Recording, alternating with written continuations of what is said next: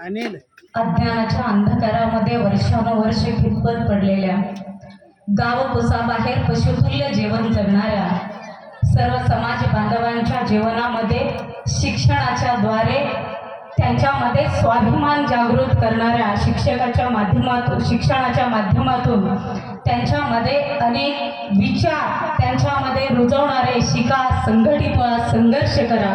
शिक्षण हे वाघिणीचे दूध आहे आणि जो पिईल तो गुरगुरल्याशिवाय राहणार नाही. या माध्यमातून शिक्षणाचं महत्त्व सर्व समाजामध्ये रुजवणाऱ्या बोधिसत्व, महामानव, विश्वरत्न, भारतीय राज्यघटनेचे शिल्पकार डॉक्टर बाबासाहेब आंबेडकर आणि त्यांच्या समवेत ज्या महापुरुषांचे फोटो प्रतिमेचं पूजन या ठिकाणी झालेलं आहे, त्या सगळ्या महामानवाच्या चरणी मी सर्वप्रथम वंदन करते, त्यांच्या विचारांपुढे नतमस्तक होते. खरं तर अतिशय सुंदर कार्यक्रम या अकोल्या गावामध्ये आपण नियोजित केलेला आहात. आत्ताच मी आले तेव्हा प्रास्ताविक सुरू होतं. दादानी सांगितलं की आमच्या गावामध्ये नाच गाणं वगैरे होत नाही आणि ते पाहायलाही नको आहे. खरंच मला एवढंच सांगायचं, अजून अनेक मान्यवर बोलणार आहेत.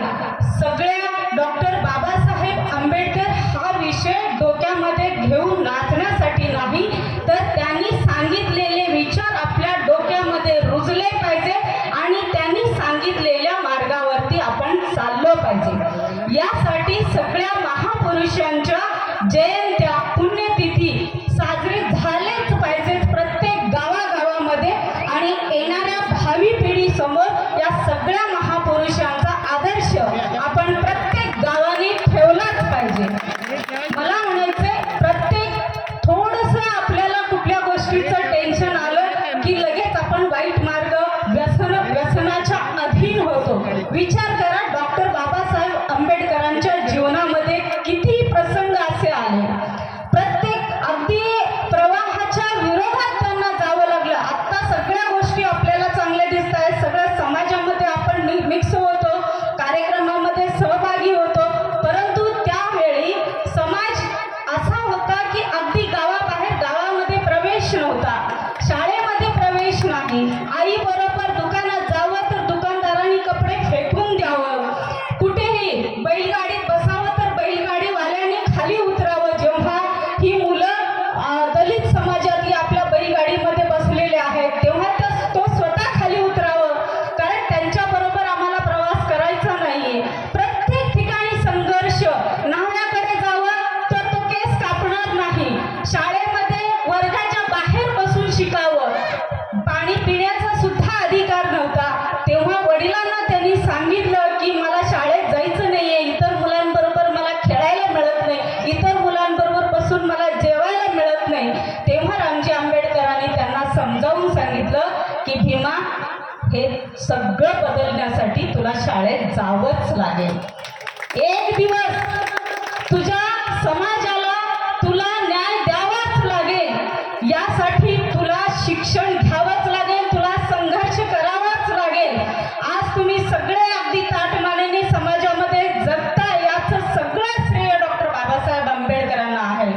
आपण महिला तर प्रचंड ऋणी राहायला पाहिजे. जिथं मतदानाचा अधिकार मिळवण्यासाठी परदेशामध्ये, अमेरिकेसारख्या प्रगत राष्ट्रामध्ये सुद्धा महिलांना रस्त्यावरती उतरावं लागलं, संघर्ष करावं लागलं.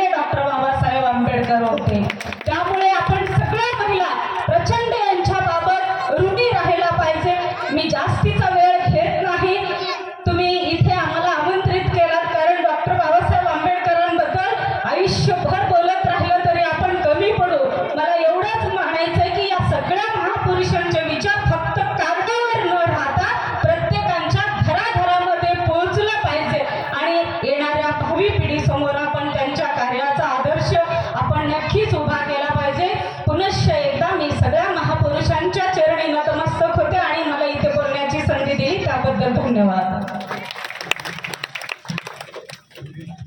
यानंतर